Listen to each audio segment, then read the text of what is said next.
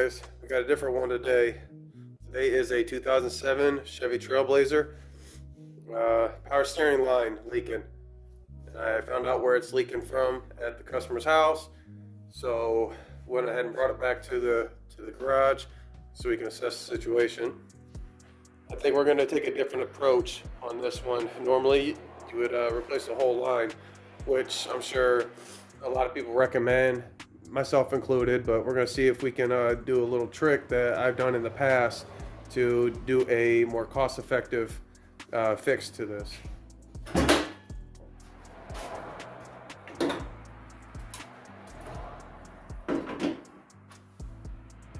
All right, to start off, I went ahead and ditched the hood prop, and I got a piece of wood. My goal is to have as much access as I can get, so I'll end up lifting the hood back farther. Right down here, this line right here, I'll get some light on it here in a minute. This is the one that's leaking pretty bad. I'll put in a little clip that I had when I diagnosed and found it.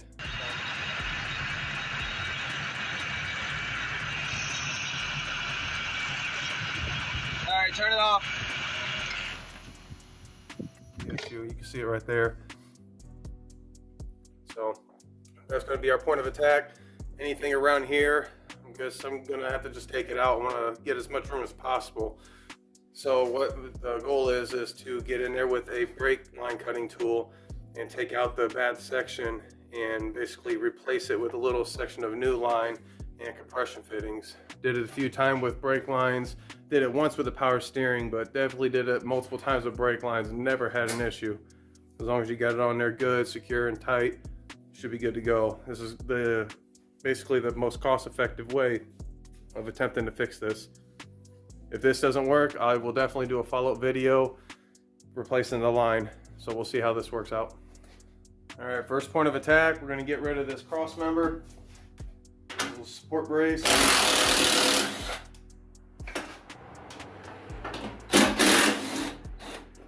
Two 10mm bolts. And again, put the bolts back so they are where they need to be when you need them again. You don't lose anything.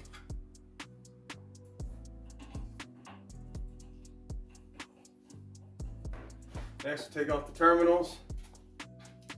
Two 8mm.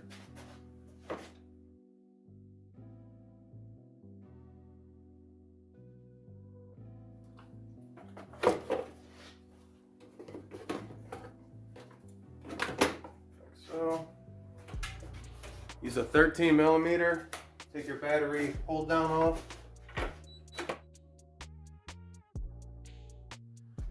For this bottom part of the battery tray, you got 1, 2, I think 3 13mm.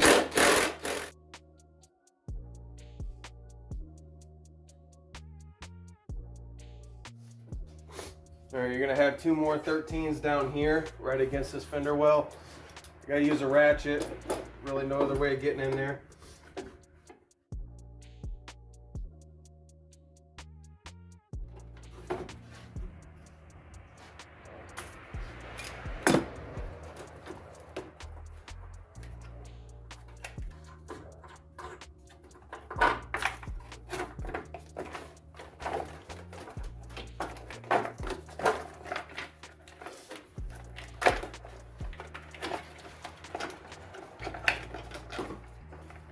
Voila.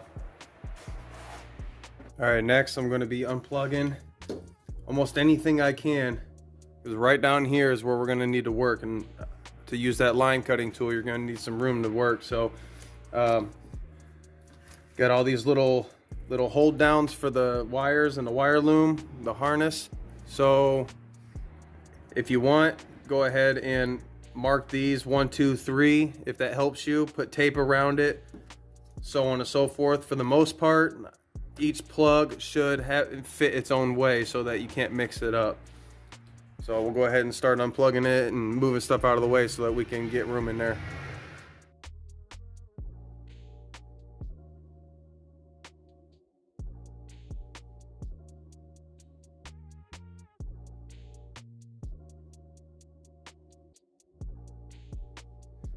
I wasn't able to remove quite as much as what I wanted to, but maybe that's a good thing.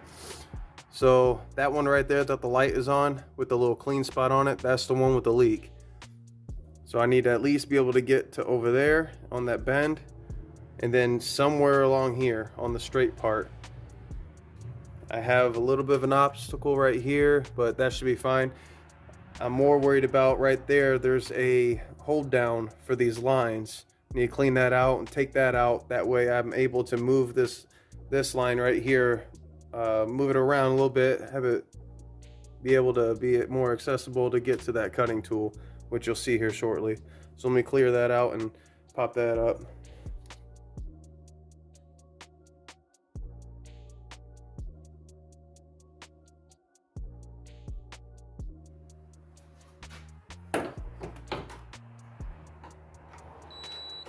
For this one as well, it's a 10 millimeter.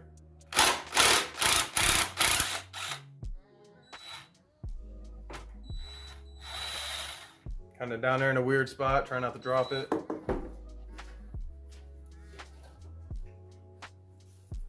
Okay, this one put somewhere off to the side. All right, guys. Sorry, I would have had it. It's such a tight fit, wouldn't have been worth videotaping. You wouldn't have seen nothing but my arms moving for a half hour. But this is a brake line cutting tool. Basically, you put it over the brake line. You got a couple rollers right there, and then that blade right in the center, and you just keep tightening it down and taking it around the line in circles. I'll show you on a little scrap piece. But so far we got one done right back there. Okay, you want to leave a little bit of a flat, like a straight part for the compression fitting, which we're going to get earlier or later. Also, I put my sanding block here to kind of move this line out of the way to give me room to spin that brake line cutting tool. So one cut down, one more to go. All right, guys, there you have it. There's the other half. Again, right back there is the other one. So that's the portion that we're going to replace. As a demonstration to the brake line cutting tool, here's the piece, okay? So again, you're going to back this tool out to go over your brake line, okay? Just like that. It's basically going to sit in those rollers. Tighten it down as if you were over the brake line. Okay, you'll feel it go inside the two rollers, just like that. Now the two rollers help hold it straight as well, because you want a straight cut on it. If you start going sideways and crooked, basically making threads on the pipe, that's not good. But basically that's it. So once the pipe's there, you just roll this thing around, and eventually it's going to get really easy to roll. That's when you know it's cutting. You tighten it just a little bit more and maintain to keep going. Eventually it's going to cut through, and then you're going to end up with a nice clean cut. See if it'll focus.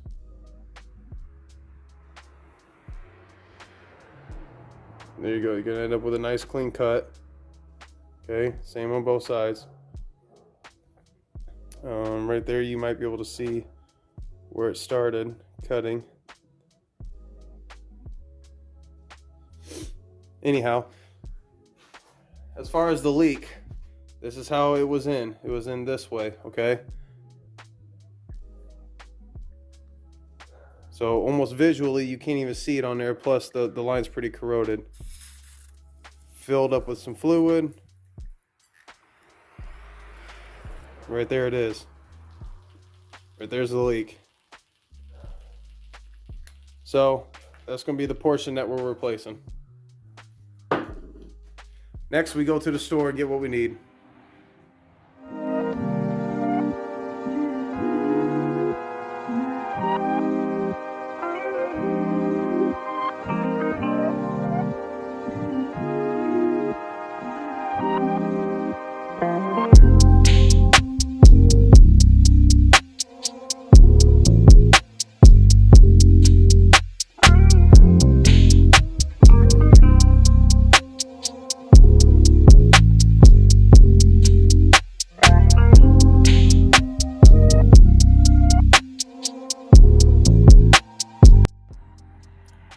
so just for reference, these parts with the 12-inch 3/8 brake line and two 3/8 compression fittings, it came out to $14.74. The cheapest site I always refer to if I wanted a new line in total, it would be 1A Auto. They came up to just under $60 and free shipping. So it all depends on what it's worth to you.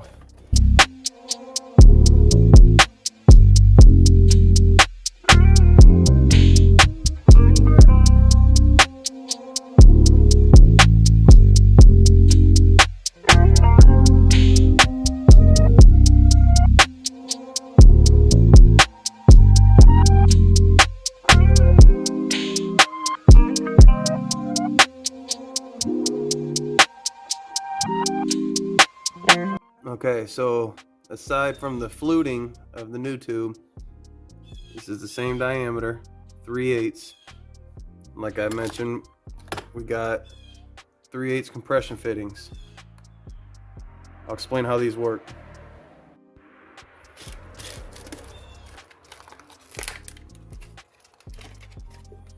All right, so these compression fittings, you're gonna have these hats, and you're gonna have these sleeves. These sleeves go over the tube, and then as you tighten it, this is tapered.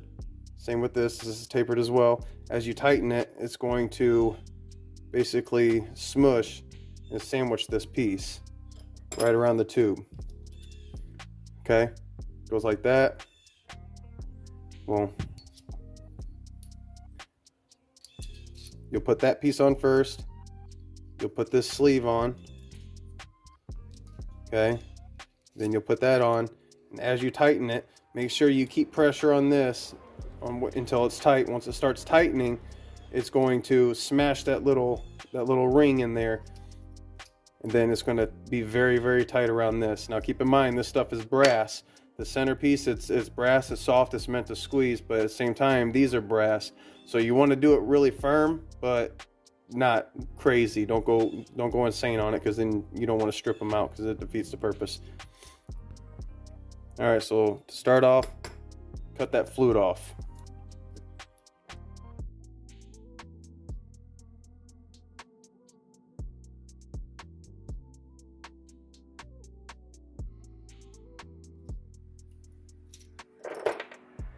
Okay.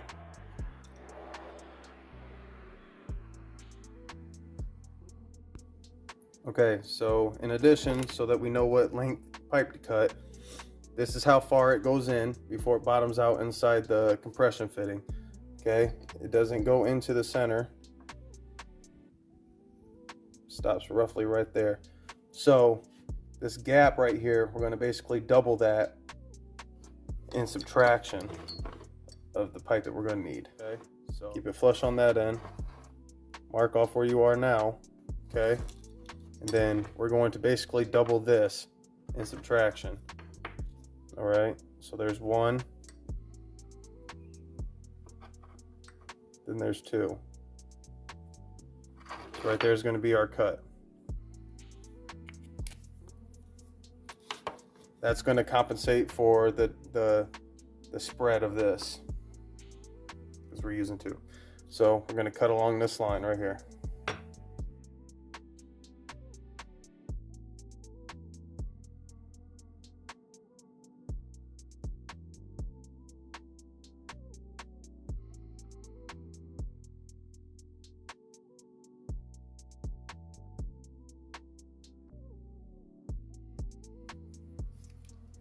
Just like that. Bam. Okay. All right, once you have your piece, you can go ahead and apply this on this piece, and then we'll just put it into the new setup. All right, once you got them on, tighten down real tight. Again, I guess you can overkill it, but you still want it to be real tight to make sure that collar compresses and seals. So next, you're going to do the same thing. You're going to go on your old line, put this on first, this one, and then you'll meet up with this and do the same thing to connect the old one to the new one. All right, guys, there it is. On there, tight, Again, make sure those collars are in there. Make sure each piece of the brake line that you're putting in there, make sure that those are all the way in, those compression fittings, followed by the collars, and then sandwich it with those top hats. You shouldn't have a problem. Again, you want to make sure it's real tight. You're going to feel it seat in there pretty good. All right, so let's put everything back together.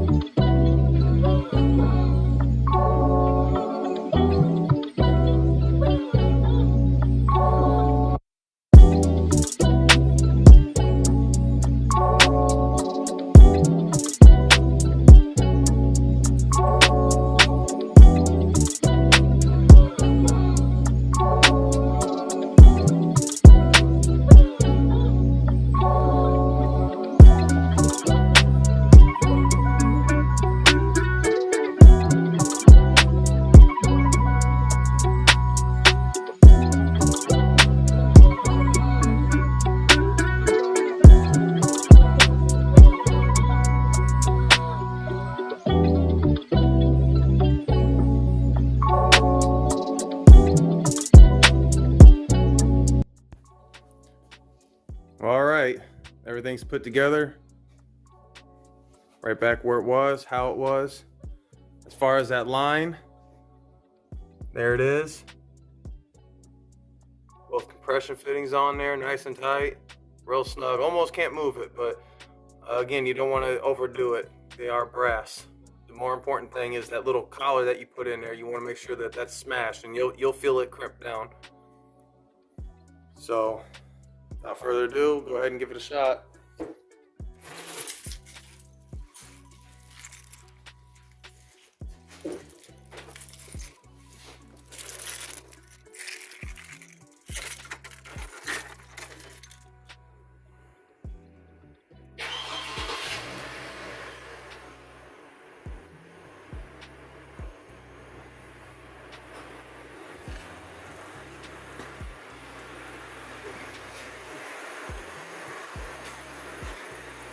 Topped off the reservoir.